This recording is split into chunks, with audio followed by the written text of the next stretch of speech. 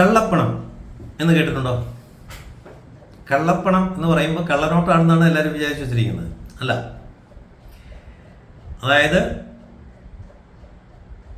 കുഴൽപ്പണം അത് വേറെ, കള്ളപ്പണം അത് വേറെ. ഇതെല്ലാം പണമാണ്, പക്ഷെ വേറെ വേറെ മീനിങ് ആണ്. അതിന് പല ഡിഫറെൻ്റ് സർക്കംസ്റ്റാൻസസിൽ ഡിഫറെൻ്റ് മീനിങ് ആണ്. ആദ്യം കള്ളപ്പണം എന്താണെന്ന് പറയാം. കള്ളപ്പണവും ചിലർ കള്ളനോട്ടായിട്ട് വ്യാഖ്യാനിക്കാറുണ്ട്. കള്ളനോട്ട് എന്ന് പറഞ്ഞു കഴിഞ്ഞാൽ ഒരു രാജ്യത്തെ സർക്കാർ ഇറക്കുന്ന നോട്ടിനെ വ്യാജമായിട്ട് അതുപോലെ തന്നെ കറൻസിയൊക്കെ ഉണ്ടാക്കി അത് വിദേശ രാജ്യങ്ങൾ എവിടെയോ പണ്ടൊക്കെ ഞാൻ എൻ്റെ കുട്ടിക്കാലത്തൊക്കെ തിരുവനന്തപുരം സിറ്റിക്കകത്ത് ചില സ്ഥലങ്ങൾ, ഞാൻ പേര് പറയുന്നില്ല, 50 രൂപ 100 രൂപേൻ്റെയൊക്കെ കള്ളനോട്ട് അടിക്കാറുണ്ടായിരുന്നു. Government എന്നുള്ളതിൻ്റെയൊക്കെ spelling മാറിക്കിടക്കും. എന്നാലും ആരും കണ്ടുപിടിക്കാതെ പത്രത്തിൽ ഞാൻ വായിച്ച ഓർമ്മ, ഞാൻ കൊച്ചുകുട്ടിയായിരുന്ന സമയത്ത്.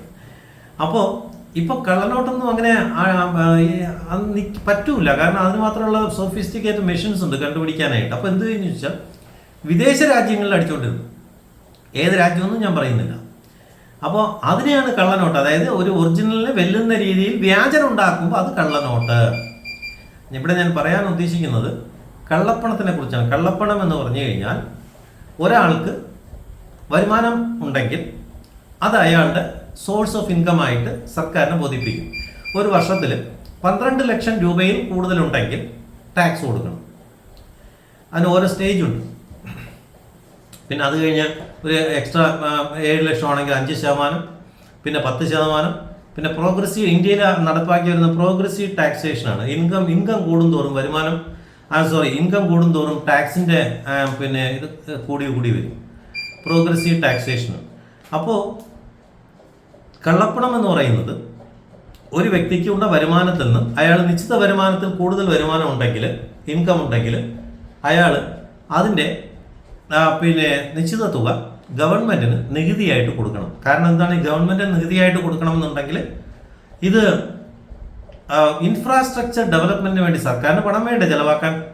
Road, water, railway, dam construction, ഇതെല്ലാം സർക്കാർ പബ്ലിക് എൻ്റർപ്രൈസസിൻ്റെ ഡെവലപ്മെൻറ്റിന് വേണ്ടി ചെയ്യുന്നതല്ലേ. അപ്പോൾ അതിന് ഗവൺമെൻറ്റിന് പണം വേണം, സർക്കാർ ഉദ്യോഗസ്ഥർക്ക് ശമ്പളം കൊടുക്കണ്ടേ.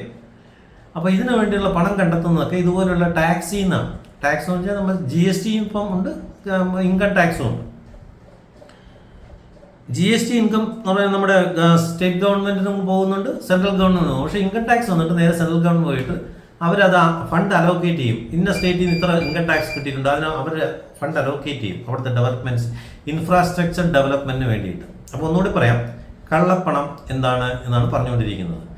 നികുതി കൊടുക്കാൻ ബാധ്യസ്ഥനായ ഒരു വ്യക്തി നികുതി കൊടുക്കാതെ, സർക്കാരിന് തൻ്റെ സോഴ്സ് ഓഫ് ഇൻകം അറിയിക്കാതെ, റിട്ടേൺ ഇൻകം ടാക്സിന് സബ്മിറ്റ് ചെയ്യാതെ, ലിക്വിഡ് ക്യാഷ് ആയിട്ട് നികുതി കൊടുക്കാതെ സ്വന്തം വീട്ടിലോ ഓഫീസിലോ പുരയിടത്തിലോ എവിടെയെങ്കിലും ഒളിപ്പിച്ചു വച്ചിരിക്കുന്ന പണത്തിനെ കള്ളപ്പണം എന്ന് പറയുന്നു, അല്ലേ?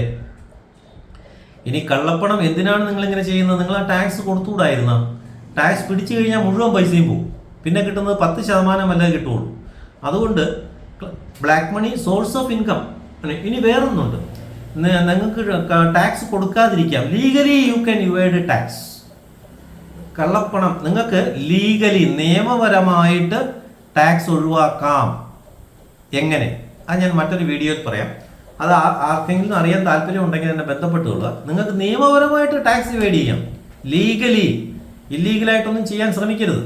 കള്ളപ്പണം സർക്കാർ പിടിച്ചു കഴിഞ്ഞാൽ, കൊണ്ടുപോയി കഴിഞ്ഞാൽ പിന്നെ 2.5 കൊല്ലം കഴിഞ്ഞാൽ കിട്ടത്തുള്ളൂ. അല്ലാന്നുണ്ടെങ്കിൽ 10% ബാക്കി കിട്ടുള്ളൂ. ബാക്കിയൊക്കെ അതിനകത്ത് ടാക്സും പെനാൽറ്റിയും എല്ലാം കൂടെ പോകുമ്പോൾ പിന്നെ വീണ്ടും എക്സ്ട്രാ പൈസ കയ്യിൽ നിന്ന് അടയ്ക്കേണ്ട ഒരു സ്റ്റേജ് വരരുത്.